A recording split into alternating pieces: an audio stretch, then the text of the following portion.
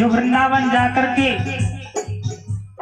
और कथा के माध्यम से भगवान की कथा में नाचता नहीं है ना, जो भगवान के सत्संग में नहीं नाचते, उनको पता है कहाँ कहाँ पे नाचना पड़ेगा। एक तो बेटे के आगे, बेटे को पढ़ा दिया लिखा दिया, नौकरी लग गई और पढ़ी लिखी बहू भी आ गई। अब बेटा सोचेगा कि मैं मेरे ऑफिस के स्टाफ के आदमी को मेरे घर पर लाऊंगा और ये मेरे बूढ़े माता पिता हैं, इनको अगर कोई देखेगा तो क्या कहेगा कि देखो ये बूढ़े बड़े हैं, यहाँ पे रहते हैं। शर्म के कारण बेटा एक गिलास पानी का भी नहीं पिलाएगा। तो बेटे के पीछे पीछे पीछे नाचना पड़ेगा कि बेटा हमारी सेवा कर दे, अब तो हमको बुढ़ापा आ गया। दूसरा, हॉस्पिटल, कोई बीमारी हो जाएगी शरीर में तो डॉक्टर के पास में जाना पड़ेगा। डॉक्टर ने कह दिया कि भैया यहाँ पे तो पार नहीं पड़ेगी, आप दूसरी जगह जाओ, अलवर जाओ, जयपुर जाओ। वहां भी मना कर दिया, दिल्ली जाओ। कहने का मतलब सारी जिंदगी भर डॉक्टरों के पीछे पीछे नाचते घूमो। तीसरा, पुलिस थाना, किसी से व्यर्थ में लड़ाई झगड़ा हो जाता है, केसबाजी हो जाते हैं, अब पुलिस के पीछे घूमो, वकीलों के पीछे कोर्ट कचहरी में घूमो। लेकिन जो भगवान की कथा में नाच लेता है उनको 84 लाख योनियों में भी नाचने की जरूरत नहीं पड़ती। इसलिए वृंदावन धाम में अपार सरकार रटे जा राधे राधे।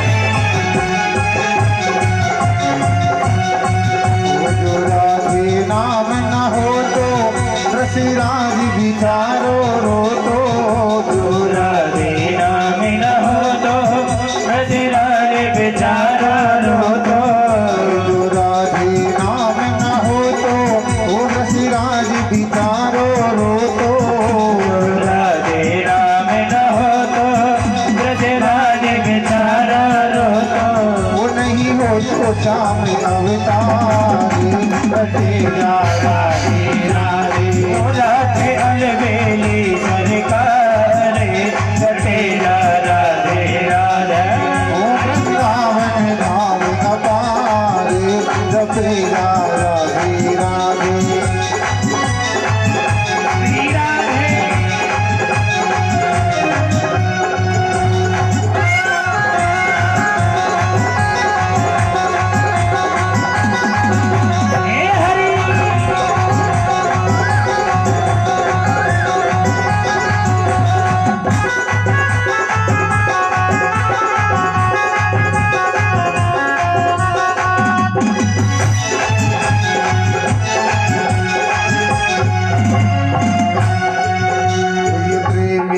जब कहानी नए समझे ज्ञानी ज्ञानी, प्रेम की अजब कहानी समझे नहीं ज्ञानी ज्ञानी।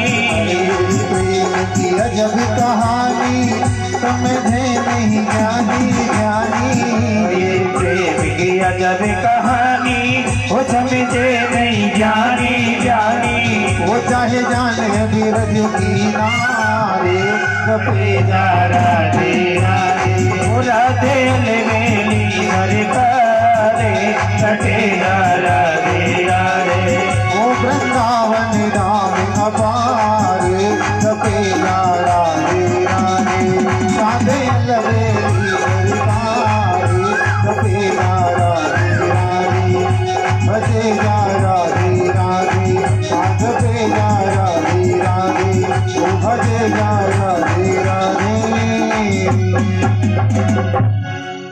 वृंदावन बिहारी लाल की जय। जय जय श्री राधे श्याम। इस प्रकार से भगवान ने 12 अवतार धारण किया और भगवान सूर्य जी को चले गए। शुक्राकृति नामक कुंड है, वहां पर आज भी 12 भगवान का इतना प्रताप है कि हम हजारों मन हड्डियां एक साथ में डालें तो वो भी जल विलीन हो जाती है। आज भी 12 भगवान वहां पर विराजमान हैं। बोली 12 भगवान की जय हो। आचार्य सुखदेव जी कहते हैं कि हे राजा परीक्षित, महाराज करदम ब्रह्मा जी के मानस पुत्र, इनको ब्रह्मा जी ने बहुत समझाया कि बेटा आप गृहस्थ आश्रम का पालन करो। करदम का अर्थ क्या है? करदम यानी कि जिसने अपनी इंद्रियों पर दमन कर रखा है, अपनी इंद्रियों को जिसने जीत लिया, उसी को हम करदम कहते हैं। तो महाराज ब्रह्मा जी कहने लगे कि बेटा आप तो विवाह कीजिए, लेकिन करदम ने मना कर दिया कि पिताजी मेरे और सभी भाई तो ऋषि बन गए और आप मेरे से विवाह की बोलते हैं, मैं तो विवाह नहीं कर सकता। मुझे भजन करना है और वन में रहना है, घर में नहीं रहना। ब्रह्मा जी ने कहा देखो बेटा, कभी कभी हम वैराग्य की बातें तो बड़ी बड़ी करते हैं, लेकिन वैराग्य के रास्ते पर तो वो ही चलते हैं जिनको बहुत बड़ी बड़ी कठिनाइयां उत्पन्न होती है। इसलिए संत जो है उनका चरित्र उसी का सफल है, उसी का जीवन सफल है जो पहले गृहस्थ आश्रम का पालन कर चुका। क्योंकि हमारे शास्त्र इस बात को कहते हैं कि सबसे पहले तो जीव को, मनुष्य को ब्रह्मचार्य व्रत का पालन करना चाहिए। उसके बाद में गृहस्थ जीवन का, गृहस्थ आश्रम का पालन करना चाहिए। गृहस्थ आश्रम के बाद में साधु जीवन व्यतीत करना चाहिए। और परमात्मा की विशेष कृपा जिसके ऊपर होती है वो ही बचपन से साधु जीवन व्यतीत करता है, ब्रह्मचर्य व्रत पालन करता है। करदम जी नहीं माने और महाराज करदम तपस्या करने के लिए वन में चले गए। इधर में तपस्या करते करते करदम जी को बुढ़ापा आ गया, वृद्ध हो गए। करदम जी ने मन में विचार किया कि दुनिया के लोग विवाह करते हैं, अपनी पत्नी के साथ में विहार करते हैं,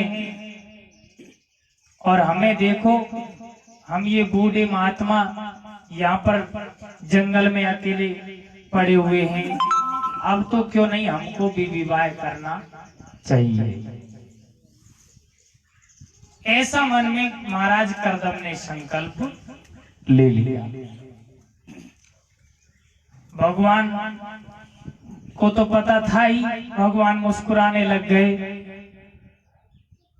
इधर में महाराज करदम ने विवाह का संकल्प लेकर के तपस्या शुरू कर दी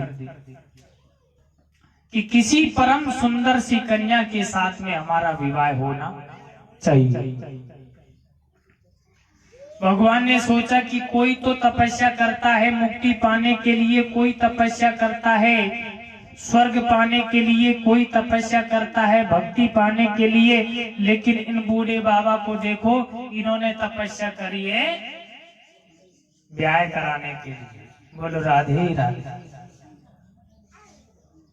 महाराज, ये मन की गति बड़ी विचित्र है। विश्वामित्र जी ने तो 60,000 वर्षों तक तपस्या करी थी, लेकिन एक मेनका नाम की अप्सरा ऐसी आई, उसने अपनी पायलों को ऐसे बजाया कि विश्वामित्र जी की तपस्या को भी भंग कर दिया। मन को वश में करना हर किसी के वश की बात नहीं है। इसलिए नियमित गोविंद से ये प्रार्थना करनी चाहिए कि हे मेरे प्रभु, हमारा जीवन आनंदमय हो। कर्दम ने तो हजारों वर्ष तक तपस्या करी और तपस्या का परिणाम ये हुआ कि विवाह होना चाहिए। सुखदेव जी कहते हैं कि राजन, जिसने सब कुछ भगवान को दे दिया, अपना जीवन गोविंद को समर्पण कर दिया, उसके मन में अगर कोई सांसारिक भावना जग जाए तो उसको भी भगवान अवश्य पूरी करते हैं। आज महाराज कर्दम की भावना को पूर्ण करने के लिए भगवान ने चतुर्भुज रूप शंख चक्र गदा पद्म धारण किए और कर्दम को दर्शन दे दिए। भगवान कर्दम के पास में आकर के कहने लगे,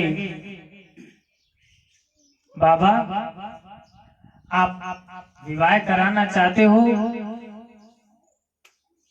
अब तो बड़ी शर्म लगने लग गई महाराज कर्दम को कि भगवान से कैसे कहूं कि हमारा विवाह होना चाहिए। क्योंकि पहले जब माता पिता कोई अपने घर में बड़े बुजुर्ग किसी बेटा बेटी के विवाह की चर्चा करते थे ना, और बेटा बेटी वहां पे बैठे हो तो उस चर्चा को सुन करके खड़े हो जाते और वहां से दूर चले जाते। लेकिन आजकल तो वो समय रहा ही नहीं है। हाँ, अगर विवाह की चर्चा करें तो दूर हो फिर भी पास में आ जाते हैं कि पिताजी कैसी है लड़की, कैसी नहीं है, मैं भी देखने के लिए चलूंगा। मेरी लंबाई 5 फुट है तो 4.25 फुट भी नहीं चलेगी, 5 फुट ही लंबी होनी चाहिए। क्योंकि पढ़ा लिखा जमाना है ना। कहने का तात्पर्य लोक लज्जा तो अब रही नहीं। बोलो राधे राधे। ऐसा महाराज कर्दम के सामने हुआ। महाराज कर्दम को शर्म लग रही है कि मैं भगवान नारायण से कैसे कहूं कि मेरा विवाह करा दो। भगवान ने सोचा कहीं ऐसा तो नहीं हो रहा है, मन ही मन भावे मुंड हिलावे। बोलो राधे राधे। मन में तो है ब्याह करने की और ऊपर से मना कर रहे हैं। भगवान कहने लगे कि आपको जब विवाह ही नहीं करना था तो मेरे को पहले ही बता देते, मैं तो आपका विवाह पक्का करके आ गया। मन की ले रहे थे जबकि किया नहीं, केवल मन की ले रहे थे भगवान तो। सो महाराज कर्दम ने कहा कि देखो प्रभु, वैसे तो मेरी इच्छा विवाह कराने की है नहीं, लेकिन जब आपने बात ही पक्की कर ली तो विवाह तो कर ले। वो काम रामकेश को भी चाहिए हो।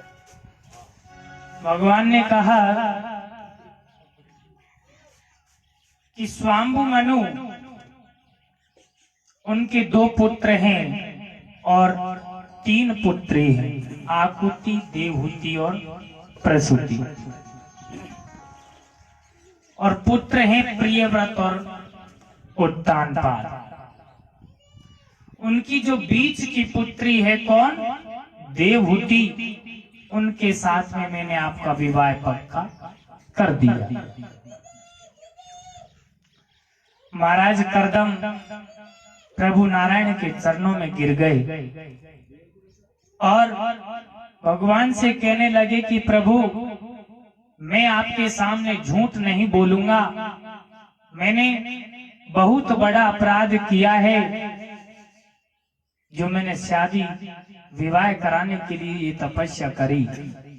लेकिन अब जब मैंने आपके दर्शन किए हैं, आपकी झांकी को देखा है, इस झांकी को देख करके मेरा मन नहीं करता कि मैं विवाह करा।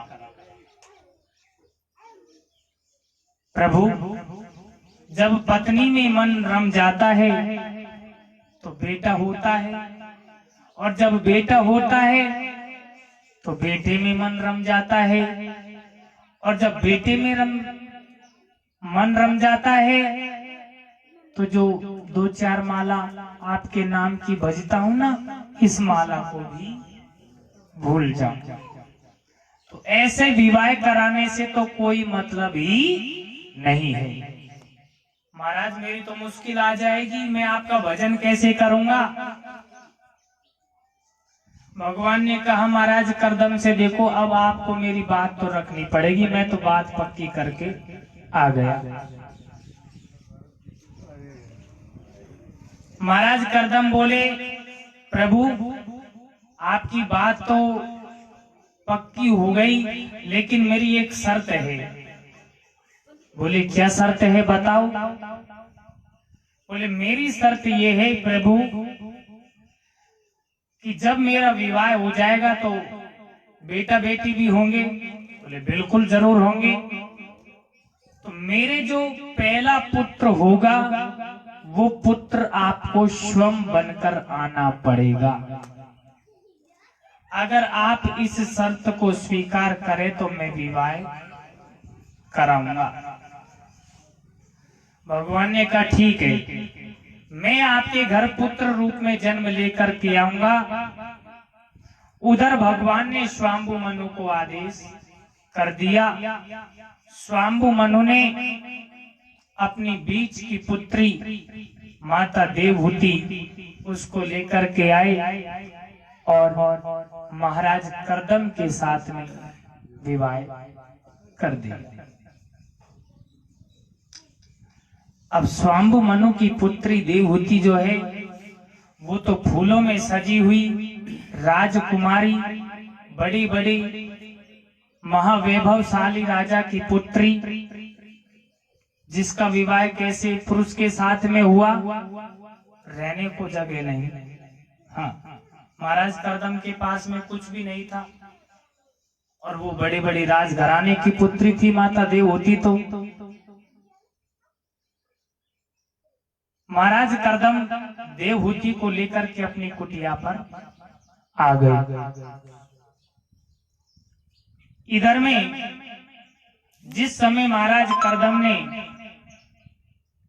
विवाह किया था उस समय माता देवहूति से ये शर्त रखी थी कि जब मेरे पहला पुत्र हो जाएगा तो मैं वन को चला जाऊंगा। स्वाम्बु मनु से भी कहा, मेरे पुत्र होने के बाद में मैं गृहस्थ आश्रम का त्याग कर दूंगा। अब उसके बाद में आप जानो, आपकी बेटी जाने, मेरा कोई मतलब नहीं रहेगा। स्वाम्बु मनु ने इस शर्त को स्वीकार किया था